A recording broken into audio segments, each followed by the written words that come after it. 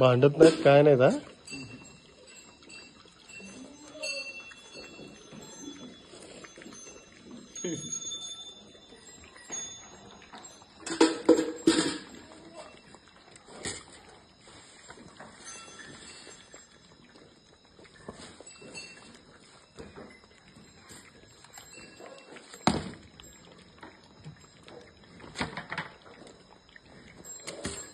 अशा ह्या दोन जातीची प्राणी, कुत्रा आणि मांजर, यांचं हाड वैर असलेल्याची सर्वत्र ख्याती आहे.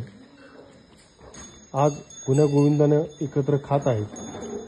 यातून आपण सर्वांनी एकच शिकायचं, जोपर्यंत त्यांच्या ताटातलं अन्न कमी पडेल त्यावेळेस ही एकमेकाशी भांडायला सुरुवात करतील.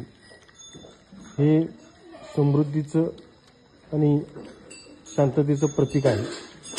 घरातील कर्त्या पुरुषानं हेच ओळखायचं की आपल्या घरातील सर्व सभासदांना, सदस्यांचं मानसिक असेल, आर्थिक असेल, सामाजिक स्तरावरती सुखशांती व समृद्ध त्यांना हवी असते. हे जर सर्वांना एकसारखं मिळालं तरच कुटुंब टिकतं. अन्यथा यातल्या एकाला जाणीव झाली की आपल्यातला एक जणच जास्त खातोय की हे घर आणि कुटुंब मोडायला सुरुवात होते.